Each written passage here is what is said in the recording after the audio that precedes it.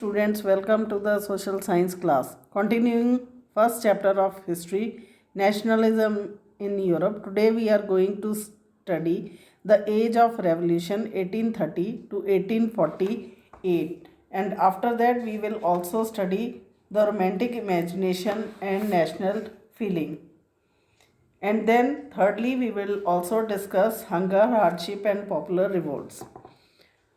So coming to age of revolutions between 1830 to 1848, as conservative regimes tried to consolidate their power, liberalism and nationalism came to be increasingly associated with revolution in many regions of Europe, such as Italian and German states, the provinces of the Ottoman Empire, Ireland and Poland.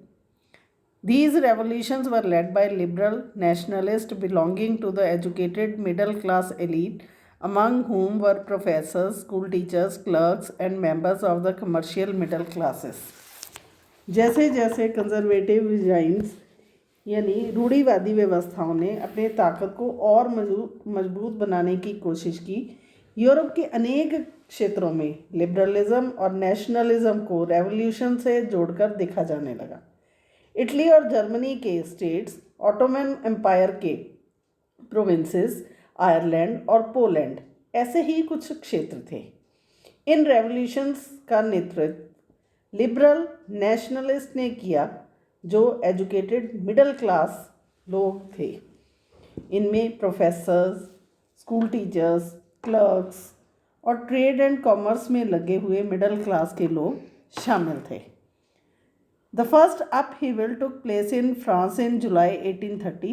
The Bourbon kings, who had been restored to power during the conservative reaction after 1815, were now overthrown by liberal revolutionaries who installed a constitutional monarchy with Louis Philippe as its head. When France sneezes, Metternich once remarked, the rest of Europe catches cold. The July Revolution sparked an uprising in Brussels, which led to Belgium breaking away from the United Kingdom of Netherlands. प्रथम विद्रोह यानी first upheaval France में जुलाई 1830 में हुआ। बूर्बो राजवंशी राजा, जिन्हें 1815 के बाद हुई कंजर्वेटिव रिएक्शंस के दौरान सत्ता में फिर से बहाल कर दिया गया था, उन्हें अब लिबरल रेवोल्यूशनरीज ने उखाड़ फेंका।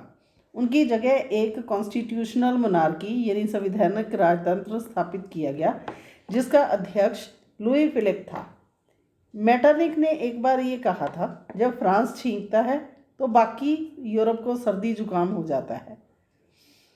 जुलाई रेवोल्यूशन से ब्रुसेल्स, जो कि बेल्जियम की राजधानी है, में विद्रोह भड़क गया, जिसके कारण यूनाइटेड किंगडम ऑफ नीदरलैंड से वे अलग हो गया। तो हम ये देखते हैं कि फ्रांस का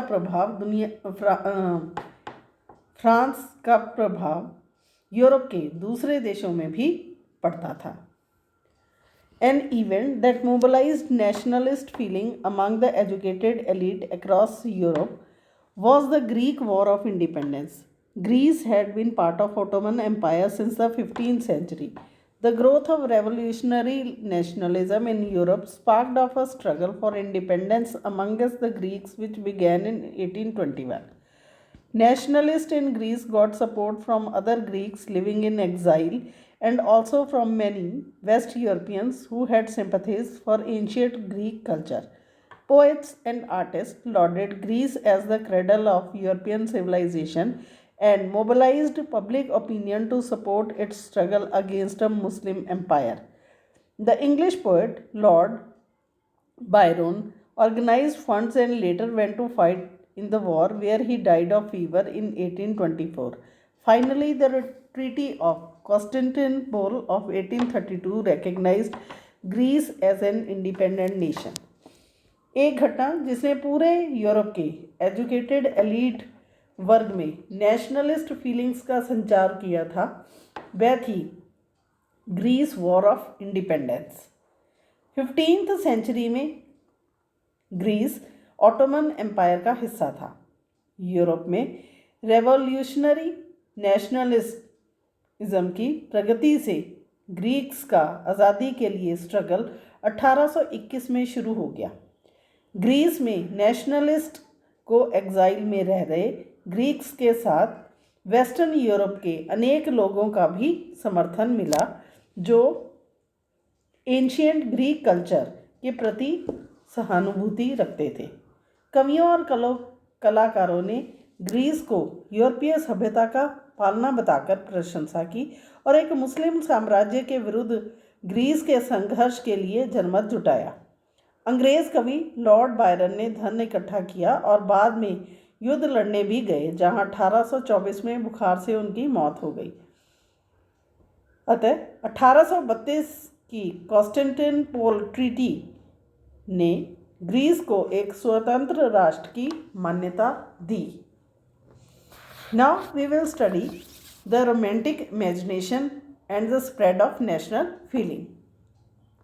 The development of nationalism did not come about only through wars and territorial expansions. Culture played an important role in creating the idea of the nation. Art and poetry, stories and music helped express and shape nationalist feelings. Nationalism का विकास केवल Wars और territorial expansion यानी क्षेत्रीय विस्तार से ही नहीं हुआ। Nation के विचार के निर्माण में कल्चर ने एक अहम भूमिका निभाई।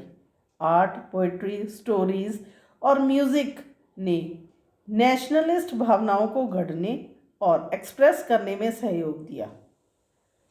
अब हम रोमांटिकिज्म के बारे में देखेंगे, जो एक ऐसा कल्चरल मूवमेंट था जो एक खास तरह की नेशनलिस्ट सेंटिमेंट्स का विकास करना चाहता था। आमतौर पर रोमानी कलाकारों ने कवियों के तर्क वितर्क और साइंस की ग्लोरिफिकेशन की आलोचना की और उनकी जगह इमोशंस, मिस्टिकल फीलिंग्स, इंट्यूशंस और दूसरी भावनाओं पर जोर दिया।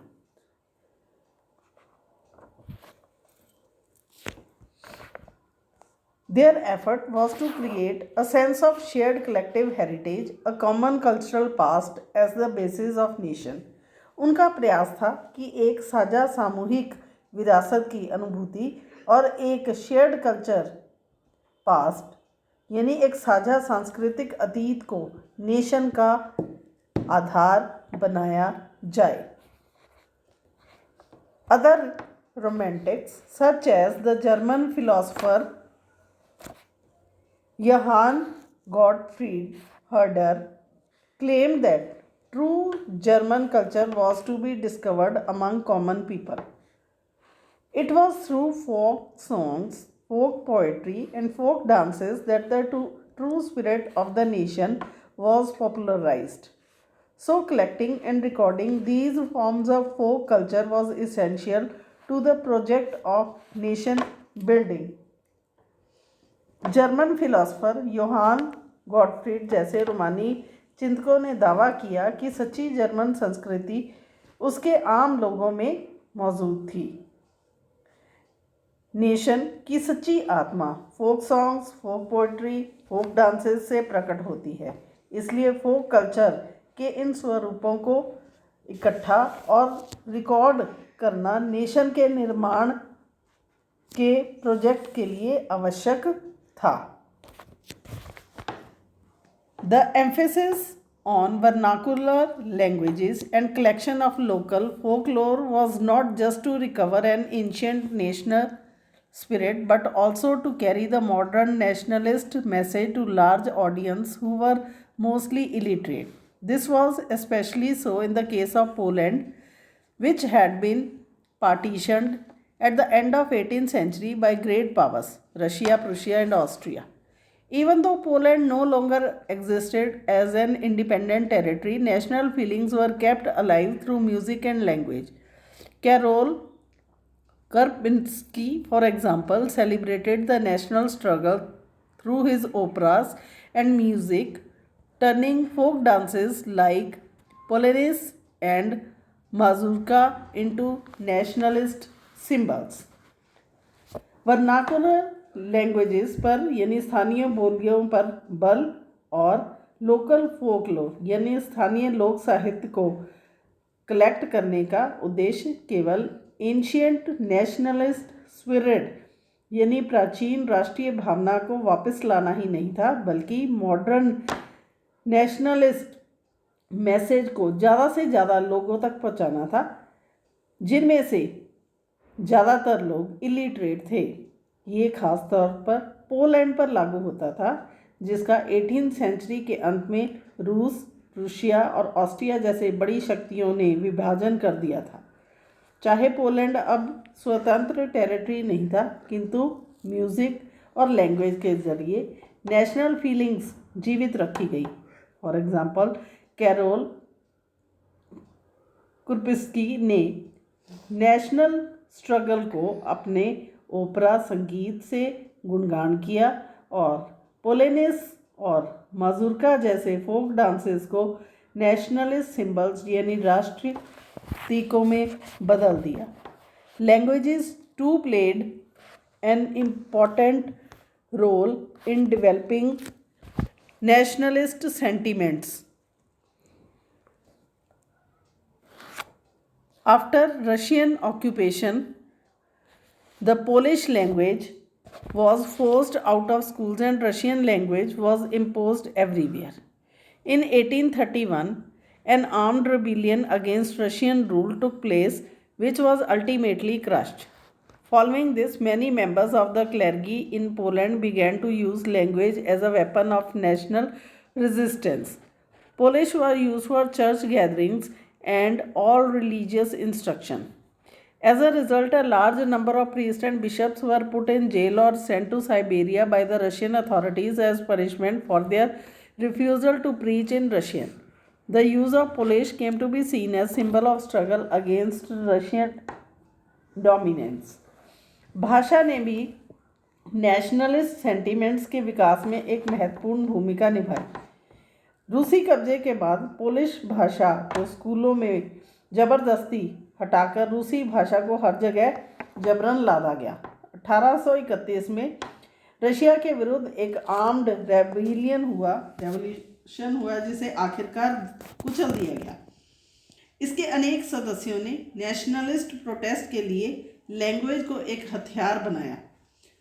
चर्च की गैदरिंग्स और सारी धार्मिक शिक्षा में पोलिश का इस्तेमाल हुआ। इसका नतीजा ये हुआ कि बड़ी संख्या में प्रीस्ट और बिशप्स यानी पादरियों और बिशपों को जेल में डाल दिया गया। रशियन अथॉरिटीज़ ने उन्हें सज़ा देते हुए साइबेरिया भेज दिया, क्योंकि उन्होंने रशियन भाषा का प्रचार करने से इनकार कर दिया था। पोलिश भाषा रशियन डोमिनेंस के विरुद्ध स्ट्रगल के सिंबल के रूप में देखी जाने लगी। Now we will study how hunger hardship led to popular revolts. In 1830 were years of great economic hardship in Europe. The first half of the 19th century saw an enormous increase in population all over Europe. In most countries, there were more seekers of job than employment. Population from rural areas migrated to the cities to live in overcrowded slums. Small producers in towns were often faced with stiff competition from imports of cheap machine-made goods from England, where industrialization was more advanced than on the continent. This was especially so in textile production, which was carried out mainly in homes or small workshops and was only partly mechanized. In those regions of Europe where the aristocracy still enjoyed power, peasants struggled under the burden of feudal dues and obligations. The rise of food prices or a year of bad harvest led to widespread pauperism in towns and country. 1830 के decade में Europe में भारी economic problems आई। 19th century के first half में पूरे Europe में population में ज़बरदस्त इंक्रीज़ हुआ। ज़्यादातर देशों में नौकरी ढूंढने वालों की तादाद अवेलेबल एम्प्लॉयमेंट से कहीं अधिक थी। रूरल एरियाज़ की अतिरिक्त आबादी शहर जाकर भीड़ से भरी हुई गंदी बस्तियों में रहने लगी। नगरों में स्मॉल प्रोड्यूसर्स को अक्सर इंग्लैंड से इंपोर्टेड मशीन से बने सस्ते कपड़े से कड़ी कंपटीशन का सामना करना पड़ा। इंग्लैंड में इंडस्ट्रियलाइजेशन का स्तर यूरोप के बाकी कॉन्टिनेंट से बहुत ऊंचा था। कॉन्टिनेंट को ये कंपटीशन टेक्सटाइल इंडस्ट्री में ज़्यादा झेलनी पड़ रही थी, क्योंकि इसका उत्पादन मुख्य रूप से घरों और छोटे कारखानों में होता था और केवल पार्टली मैकेनाइज्ड था। यूरोप के उन इलाकों में जहां अरिस्टोक्रेसी अभी भी पावर में थी, पीजेंट्स फ्यूडल ड्यूज और ऑब्लिगेशन के बोझ के तले अब भी दबे थे। खाने पीने की चीज़ों के मूल्य बढ़ने या किसी वर्ष फसल के खराब होने के शहर और गांव में व्यापक गरीबी फैल जाती थी। The year of 1848 was one such year. Food shortages and widespread unemployment brought the population of Paris out on the roads. Barricades were erected and Louis Philippe was forced to flee. 1848 ऐसा ही एक वर्ष था। खाने पीने की कमी और व्यापक बेरोजगारी से पेरिस के लोग सड़कों पर उतर आए। जगह जगह अवरोध यानी बैरिकेड्स लगाए गए और लुइस फिलिप को भागने पर मजबूर किया गया। National assembly proclaimed a republic granting sufferings to all adult granted suffrage to all adult males above 21 and guaranteed the right to work. National workshops to provide employment were set up. National assembly ने Republic की घोषणा करते हुए 21 वर्ष के सभी adult man को voting right they दिया और राइट टू वर्क यानी काम करने के अधिकार की गारंटी भी दी। एम्प्लॉयमेंट उपलब्ध कराने के लिए नेशनल वर्कशॉप्स स्थापित किए गए। Earlier in 1845 weavers in Silesia had led to revolt against contractors who supplied them raw material and gave them orders for finished textiles but drastically reduced their payment. The journalist Wilhelm Wolff described the events in Silesian village as follows. इससे पहले 1845 में Silesia में viewers ने उन contractors के खिलाफ विद्रोह कर दिया था जो उन्हें कच्चा माल देकर फिनिश्ड टेक्सटाइल लेते थे, परंतु दाम बहुत ही कम देते थे। पत्रकार विल्हेम वोल्फ ने सिलेसिया के एक गांव की घटना इस प्रकार बयान की है। In these villages with 18,000 inhabitants, cotton weaving is the most widespread occupation. The misery of the workers is extreme. The desperate need for jobs has been taken advantage of by the contractors to reduce the price of the goods they order. इन गांव में जहाँ की आबादी 18,000 थी, cotton weaving बुनने का व्यवसाय सबसे ज़्यादा था। वर्कर्स की हालत खस्ता है। काम के लिए बेताब लोगों का फ़ायदा उठाकर कॉन्ट्रैक्टर्स ने बनवाए जाने वाले माल की कीमतें गिरा दी हैं। On 4th June at 2 p.m. a large crowd of weavers emerged from their homes and marched in pairs up to the mansion of their contractor demanding higher wages. They were treated with scorn and threats alternately. Following this, a group of them forced their way into the house, smashed its elegant window panes, furniture, porcelain. Another group broke into the storehouse and plundered it of supplies of cloth, which they tore to shreds. The contractor fled with his family to a neighboring village, which, however, refused to shelter such a person. He returned 24 hours later, having requisitioned the army. In the exchange that followed, 11 weavers were shot. 4 जून को दोपहर 2 बजे viewers की एक भीड़ अपने घरों से निकली और 2 कतारों में चलते हुए कॉन्ट्रैक्टर की कोठी तक पहुंची। वे ज़्यादा मजदूरी की मांग कर रहे थे। उनके साथ कभी घृणा का व्यवहार किया गया तो कभी धमकियां दी गईं। इसके बाद ये भीड़ घर में ज़बरदस्ती घुस गई और चमचमाती खिड़कियों, फर्नीचर और चीनी मिट्टी के से बनी हुई सोफिस्टिकेटेड चीज़ों को तोड़ दिया गया। एक अन्य ग्रुप ने स्टोर रूम में घुसकर कपड़े के भंडार को लूटकर उसे तार तार कर दिया। कॉन्ट्रैक्टर अपने परिवार के साथ पड़ोस के गांव भाग गया, हालांकि ऐसे व्यक्ति को उस गांव ने शरण देने से इनकार कर दिया। वह 24 घंटों के बाद सेना को बुलाकर उसकी मदद से लौटा। इसके बाद जो टकराव हुआ उसमें 11 वीवर्स को गोली मार दी गई। Now we come to next part, that is revolution of the liberals. Parallel to the revolts of the poor, unemployed and starving peasants and workers in many European countries in the year 1848, a revolution led by the educated middle classes was underway. Events of February 1848 in France had brought about the abdiction of the monarch, and a republic based on universal male suffrage had been proclaimed. In other parts of Europe, where independent nation states did not yet exist, such as Germany, Italy, Poland, the Austro-Hungarian Empire, men and women of the liberal middle classes combined their demands for constitutionalism with national unification. They took advantage of the growing popular unrest to push their demands for the creation of a nation state on parliamentary principles, that is, a constitution, freedom of the press and freedom of association. 1848 में जब अनेक European देशों में poverty, unemployment और starvation यानी भुखमरी से बुरी तरह ग्रस्त किसान मजदूर विद्रोह कर रहे थे, तब उनके पैरेलल एजुकेटेड मिडिल क्लास की एक क्रांति भी यानी रेवोल्यूशन भी हो रहा था। फरवरी 1848 की घटनाओं से राजा को गद्दी छोड़नी पड़ी थी और एक रिपब्लिक की घोषणा की गई जो सभी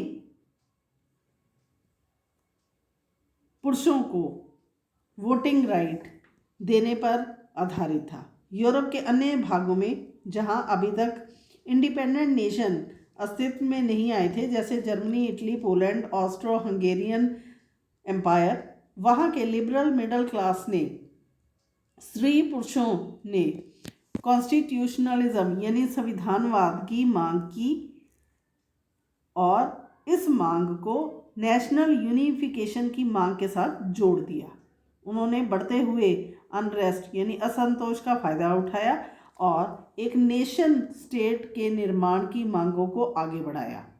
nation state, constitution, freedom of press और संगठन बनाने की आज़ादी जैसे पार्लियामेंट्री प्रिंसिपल्स यानी संसदीय सिद्धांतों पर आधारित था। In the German regions, a large number of political associations whose members were middle class professionals, businessmen and prosperous artisans came together in the city of Frankfurt and decided to vote for an all German National Assembly.